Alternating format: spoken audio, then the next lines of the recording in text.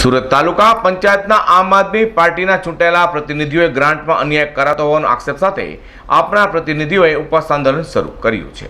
Surat collector અને જિલ્લા પંચાયત અધિકારીને આમ આદમી પાર્ટી સુરત જિલ્લા દ્વારા આપેલા આવેદનપત્રમાં જણાવ્યું હતું કે તાલુકા પંચાયતમાં ચૂંટાયેલા આમ આદમી પાર્ટીના પ્રતિનિધિઓને ગ્રાન્ટ આપવામાં અન્યાય કરાયો છે, જેને લઈને આમ આદમી પાર્ટીના પ્રતિનિધિઓ ઉપવાસ આંદોલન શરૂ કર્યું છે।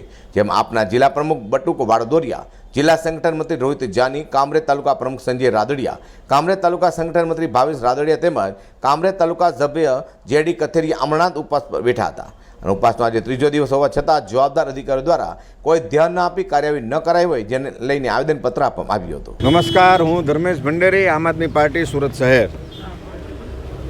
આમ આદમી પાર્ટીમાંથી કામરેજ તાલુકા પંચાયતમાંથી ચૂંટાયેલા સભ્યો એવા શ્રી જગદીશભાઈ કથિરિયાએ તાલુકા પંચાયત અધિકારીને, તાલુકા પંચાયત સત્તાપક્ષને, સક્ષમ અધિકારીને વારંવાર રજૂઆત કરેલી કે અમારા વિસ્તારમાં અમારા ભાગે આવતી જે સ્ટેમ્પ ડ્યુટી પ્રમાણે જે ગ્રાન્ટ આવવી જોઈએ એ ગ્રાન્ટ અમારા વિસ્તારમાં વાપરવા માટેની મંજૂરી આપવામાં આવતી નથી, જેમની અમને માંગ કરેલી।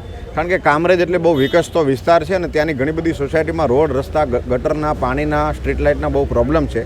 એમની માંગ એમણે કરેલી વારંવાર કે અમને અમારા વિસ્તારની ગ્રાન્ટ વાપરવા માટેની મંજૂરી આપો, પણ એમણે વધારે ગ્રાન્ટ આપી નહીં, જેટલી એમની જરૂરિયાત હતી, જેટલી એમના ભાગે આવવી જોઈએ એટલી પણ એમને આપી નહીં। એટલે એમની વારંવાર રજૂઆત હતી અને રજૂઆતના અંતે એમણે કીધેલું કે જો અમારી આ રજૂઆત માન્ય રાખવામાં નહીં આવે તો 26 જુલાઈના રોજથી જગદીશભાઈ કથિરિયાએ કીધેલું કે હું પોતે ત્યાં ઉપવાસ ઉપર ઉતરીશ, અને એમની વાત માન્ય રાખવામાં ન આવી એટલે 26મી જુલાઈના રોજથી જગદીશભાઈ કથિરિયા અને એમની સાથે સાથે આમ આદમી પાર્ટીના સંગઠનના સાથીઓ, જિલ્લા પ્રમુખ શ્રી બટુકભાઈ વાડદોરિયા, સુરત જિલ્લા સંગઠન મંત્રી શ્રી રોહિતભાઈ જાની, તાલુકા પ્રમુખ કામરેજ શ્રી સંજયભાઈ રાદડિયા અને અન્ય સાથીઓ ઉપવાસ ઉપર ઉતરેલા અને આજે એમનો ત્રીજો દિવસ છે।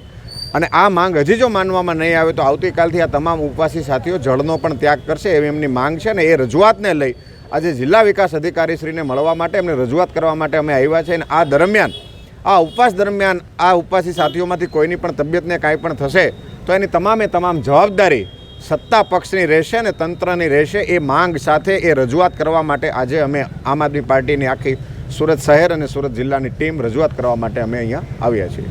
વધુમાં આપ દ્વારા પ્રતિનિધિઓના ગ્રાન્ટની રકમ થઈ રહેલા અન્યાયને દૂર કરી આ મામલે તાત્કાલિક નિવેડો લાવવાની માંગ કરાઈ છે। Azhar Qureshi, D10 news.